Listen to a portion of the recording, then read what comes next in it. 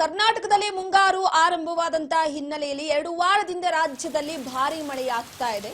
ರಾಜ್ಯದಲ್ಲಿ ಜಲಾಶಯಗಳಿಗೆ ಜೀವ ತುಂಬಿದ ಕಳೆ ಬಂದಿದೆ ಮಳೆಯಿಂದ.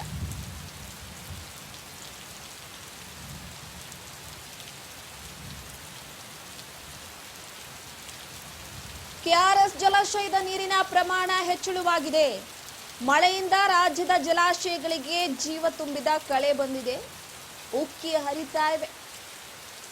ಕೆಲವೊಂದಿಷ್ಟು ಜಲಾಶಯಗಳು ಅದರಲ್ಲೂ ಕೂಡ ಉಕ್ಕಿ ಹರಿಯುವಂತ ಸೂಚನೆಯನ್ನ ಕೃಷ್ಣೆ ನದಿ ಕೊಟ್ಟಿರುವಂತದ್ದು. ಕೆಆರ್ಎಸ್ ಡ್ಯಾಂನಲ್ಲಿ 2053 ಕ್ಯೂಸೆಕ್ ಒಳಹರಿವು ಇದೆ. 124.80 ಅಡಿಗೆ ತಲುಪಿದೆ ಕೆಆರ್ಎಸ್ ಡ್ಯಾಂನ ಗರಿಷ್ಠ ಮಟ್ಟ.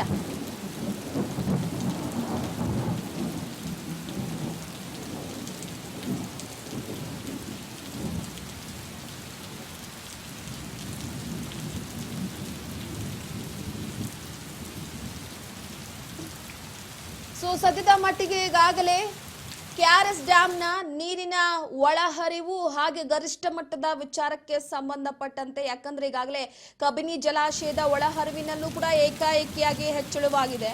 ಬಿಟ್ಟು ಬಿಡದೆ ಸುರಿತಾ ಇರುವಂತಹ ಮಳೆಯಿಂದ ಎಲ್ಲ ಜಲಾಶಯಗಳಿಗೆ ಜೀವ ಕಳೆ ಬಂದಿದೆ. ಹಾಗಾಗಿ ಕಬಿನಿ ಜಲಾಶಯದ ಒಳ ಹರಿವಿನ ನೀರಿನ ಮಟ್ಟ ಕೂಡ ಹೆಚ್ಚಳವಾಗಿದೆ. 2284 ಅಡಿಯನ್ನ ತಲುಪಿದೆ ಜಲಾಶಯದ ಗರಿಷ್ಠ ನೀರಿನ ಮಟ್ಟ. ಜಲಾಶಯದ ಒಳ ಹರಿವಿನ ಪ್ರಮಾಣ 13,500 ಕ್ಯೂಸೆಕ್ಗೆ ಏರಿಕೆಯಾಗಿದೆ. ಒಟ್ಟಾರೆಯಾಗಿ ಕೆಆರ್ಎಸ್, ಕೃಷ್ಣೆ, ಕಬಿನಿ, ಕರ್ನಾಟಕ ರಾಜ್ಯದ ಪ್ರಮುಖ ಜಲಾಶಯಗಳೆಲ್ಲವೂ ಕೂಡ ತುಂಬಿ ಹರಿತಾ ಇವೆ. ಮನೋಹರವಾಗಿ ಕಾಣಿಸ್ತಾ ಇರುವಂತದ್ದು. ಯಾಕಂದ್ರೆ ಜಲಾಶಯಗಳಿಗೆ ಅಂದ್ರೆ ಡ್ಯಾಮ್ಗಳಿಗೆ ಜೀವ ಕಳೆ ಬಂತು ಅಂದ್ರೆ 2 ಕಣ್ಣು ಕೂಡ ಸಾಲೋದಿಲ್ಲ ನೋಡೋದಕ್ಕೆ. ಸಾಕಷ್ಟು ಜನ ಜಲಾಶಯದ ಈ ದೃಶ್ಯ ವೈಭವವನ್ನ ತುಂಬಿಕೊಳ್ಳೋದಕ್ಕೂ ಕೂಡ ಅಲ್ಲಿಗೆ ಹೋಗ್ತಾರೆ. ಆದ್ರೆ ಸಾಕಷ್ಟು ಜನ ಇಂತಹ ಸಂದರ್ಭದಲ್ಲಿ ಸ್ವಲ್ಪ ಮೈಯೆಲ್ಲ ಎಚ್ಚರಿಕೆಯಿಂದ ಇರಬೇಕಾಗತ್ತೆ. ಯಾವುದೇ ರೀತಿಯಲ್ಲಾದ್ರೂ ಕೂಡ ಹಾನಿ ಸಂಭವಿಸಬಹುದು. ಹಾಗಾಗಿ ಎಲ್ಲೇ ಮಳೆಯ ಸಂದರ್ಭದಲ್ಲಿ ಕೆಲವೊಂದಿಷ್ಟು ಜರಿ ಅಥವಾ ಜಲಾಶಯ, ಡ್ಯಾಮ್, ನದಿ, ಕೆರೆ, ಕಟ್ಟೆ ಈ ಕಡೆ ಹೋದಂತಹ ಸಂದರ್ಭದಲ್ಲಿ ಜಾಗರೂಕರಾಗಿರಿ. ಆದಷ್ಟು ಮಳೆಯ ಪ್ರಮಾಣ ದಿನದಿಂದ ದಿನಕ್ಕೆ ಏರಿಕೆ ಆಗ್ತಾ ಇದೆ. ನಾಟ್ ಓನ್ಲಿ ಹಾಸನ, ಮಡಿಕೇರಿ, ಕೊಡಗು, ಮೈಸೂರು, ಚಿಕ್ಕಮಗಳೂರು, ಕರಾವಳಿ, ಬೆಂಗಳೂರು, ಎಲ್ಲಾ ಭಾಗದಲ್ಲೂ ಕೂಡ ಅತಿ ಹೆಚ್ಚಾಗಿ ಮಳೆಯ ಪ್ರಮಾಣ ಆಗ್ತಾ ಇದೆ. ಹಾಗಾಗಿ ಉಕ್ಕಿ ಹರಿತಾ ಇವೆ ಎಲ್ಲ ಜಲಾಶಯಗಳು. ನೋಡೋದಕ್ಕೆ 2 ಕಣ್ಣು ಕೂಡ ಸಾಲುವುದಿಲ್ಲ. ಇನ್ನೇನು ಸ್ವಲ್ಪ ದಿನ ಇದೇ ರೀತಿಯಾಗಿ ಮಳೆ ಆಯಿತು ಅಂದ್ರೆ ಸಂಪೂರ್ಣವಾಗಿ ಎಲ್ಲ ಡ್ಯಾಮ್ಗಳು ಭರ್ತಿ ಆಗ್ತವೆ. ಹಾಗಾಗಿ ಸದ್ಯಕ್ಕೆ ಉಕ್ಕಿ ಹರಿಯುವಂತ ಸೂಚನೆಯನ್ನ ಕೃಷ್ಣೆ ಕೊಟ್ಟಿದ್ರೆ, ಕಬಿನಿ ಜಲಾಶಯದ ಒಳಹರಿವಿನಲ್ಲೂ ಕೂಡ ಏಕಾಏಕಿಯಾಗಿ ಹೆಚ್ಚಳವಾಗಿದೆ. 2284 ಅಡಿಗೆ ತಲುಪಿದೆ ಜಲಾಶಯದ ಗರಿಷ್ಠ ಮಟ್ಟ. ಹಾಗಾಗಿ ಎಲ್ಲ ಜಲಾಶಯಗಳಿಗೂ ಜೀವ ಕಳೆ ಬಂದಿದೆ.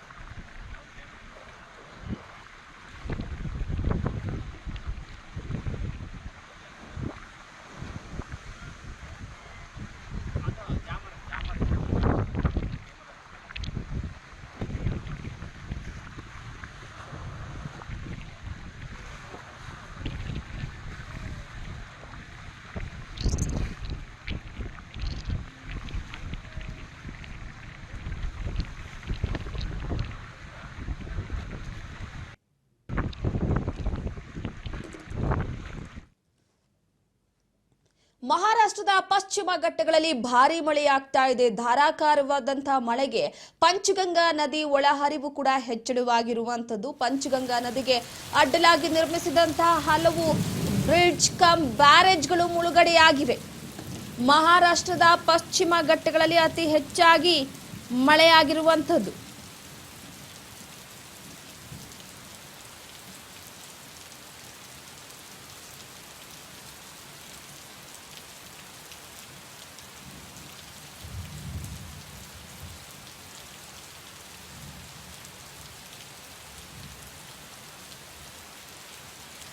ಮುಂಗಾರು ಅಬ್ಬರಕ್ಕೆ ಮಲೆನಾಡದು, ಪಶ್ಚಿಮ ಕೇರಳ, ಮಹಾರಾಷ್ಟ್ರ ಎಲ್ಲವೂ ಕೂಡ ಇಲ್ಲೆಲ್ಲ ಭಾರಿ ಮಳೆ ಆಗ್ತಾ ಇದೆ. ಸದ್ಯಕ್ಕೆ ಪಂಚಗಂಗಾ ನದಿ ಒಳಹರಿವು ಹೆಚ್ಚಳವಾಗಿರುವಂಥದ್ದು. ಬ್ಯಾರೇಜ್ ಕೂಡ ಮುಳುಗಡೆಯಾಗಿದೆ. ಸೇತುವೆ ಮೇಲೆಯೇ ವಾಹನಗಳ ಸಂಚಾರ ಸ್ಥಗಿತವಾಗಿದೆ. ಕೊಲ್ಲಾಪುರ ಜಿಲ್ಲಾಡಳಿತದಿಂದ ಬಿಗಿ ಪೊಲೀಸ್ ನಿಯೋಜನೆ ಮಾಡಲಾಗಿರುವಂತದ್ದು. ಕೆಲವೊಂದಿಷ್ಟು ಜನ ಈ ಸಂದರ್ಭದಲ್ಲಿ ಹುಚ್ಚಾಟವನ್ನ ಮೆರೆಯೋದಕ್ಕೆ ಹೋಗ್ತಾರೆ. ಸಾಕಷ್ಟು ಜನನ್ನ ಗಮನಿಸಿದೀವಿ ಈ ಹಿಂದೆ ಕೂಡ. ಯಾಕಂದ್ರೆ ಒಂದು ಕಡೆ ಈಗ ಪೊಲೀಸರನ್ನ ನಿಯೋಜನೆ ಮಾಡಿ ಯಾವುದೇ ರೀತಿಯಾದಂತಹ ಸಂಚಾರ ಇರಬಾರದು ಅಂತ ಸ್ಥಗಿತ ಮಾಡಲಾಗಿದೆ. ನೀರಿನ ಒಳಹರಿವಿನ ಮಟ್ಟ ಯಾವಾಗ ಬೇಕಾದ್ರೂ ಕೂಡ ಜಾಸ್ತಿ ಆಗಬಹುದು. ಆ ಹಿನ್ನೆಲೆಯಲ್ಲಿ ಸದ್ಯಕ್ಕೆ ಯಾವುದೇ ವಾಹನದ ಸಂಚಾರ ಇರೋದಿಲ್ಲ, ಸ್ಥಗಿತ ಮಾಡಲಾಗಿದೆ. ಪೊಲೀಸರನ್ನ ನಿಯೋಜನೆ ಮಾಡಲಾಗಿದೆ.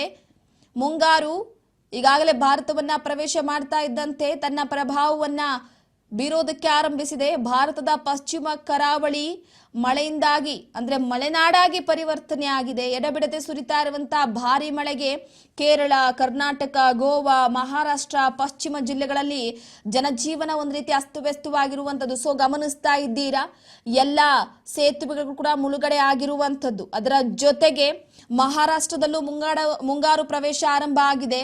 ಸೊ ಮುಂಗಾರು ಮಾರುತ ಮಹಾರಾಷ್ಟ್ರಕ್ಕೆ ಬಂದಿರುವಂತಹ ಹಿನ್ನೆಲೆಯಲ್ಲಿ ಇನ್ನೂ ಕೂಡ ಅತಿ ಹೆಚ್ಚಾಗಿ ಧಾರಾಕಾರ ಮಳೆಯಾಗುತ್ತೆ ಅಂತ ಭಾರತೀಯ ಹವಾಮಾನ ಇಲಾಖೆ ತಿಳಿಸಿದೆ. ದಕ್ಷಿಣ ಮಹಾರಾಷ್ಟ್ರದಲ್ಲಿ ಈಗಾಗಲೇ ಬಿರುಸಿನ ಮಳೆಯಾಗ್ತಾ ಇದೆ. ಸೊ ಕೊಂಕಣ, ಪಶ್ಚಿಮ ಭಾಗದ ಜಿಲ್ಲೆಗಳಲ್ಲಿ ಮುಂದಿನ ದಿನಗಳಲ್ಲೂ ಕೂಡ ಭಾರಿ ಮಳೆ ಆಗುವ ಮುನ್ಸೂಚನೆಯನ್ನ ಕೊಟ್ಟಿದ್ದಾರೆ. ಸೊ ಪ್ರಮುಖವಾಗಿ ರಾಯಗಢ ಆಗಿರ್ಬೋದು, ರತ್ನಗಿರಿ, ಸಿಂಧುದುರ್ಗ, ಕೊಲ್ಲಾಪುರ, ಪುಣೆ ಹಾಗೂ ಸತಾರ ಜಿಲ್ಲೆಗಳಿಗೆ ಆರೆಂಜ್ ಅಲರ್ಟ್ ಅನ್ನ ನೀಡಲಾಗಿದೆ. ಬಂಗಾಳ ಕೊಲ್ಲಿಯ ಭಾಗದಲ್ಲೂ ಕೂಡ ಮುಂಗಾರ ಪ್ರವೇಶ ಮಾಡ್ತಾ ಇದ್ದು, ಮಿಜೋರಾಂನ ಕೆಲವು ಭಾಗ, ಮಣಿಪುರ, ನಾಗಾಲ್ಯಾಂಡ್ನ ಕೆಲವು ಭಾಗದಲ್ಲಿ ಕೂಡ ಮಳೆಯಾಗ್ತಾ ಇದೆ. ಸೊ ಹಾಗಾಗಿ ಈಗ ಸದ್ಯಕ್ಕೆ ಗಮನಿಸ್ತಾ ಇರುವಂತದ್ದು ಪಂಚಗಂಗಾ ನದಿಯ ಒಳಹರಿವು ಹೆಚ್ಚಳವಾಗಿರುವಂತಹ ಹಿನ್ನೆಲೆಯಲ್ಲಿ ಪಂಚಗಂಗಾ ನದಿಗೆ ಅಡ್ಡಲಾಗಿ ಕಟ್ಟಲಾಗಿದ್ದಂತಹ ಹಲವು ಬ್ರಿಡ್ಜ್ ಕಮ್ ಬ್ಯಾರೇಜ್ಗಳು ಮುಳುಗಡೆ ಆಗಿದೆ. ಸೊ ಹಾಗಾಗಿ ಸಂಚಾರ ಸದ್ಯಕ್ಕೆ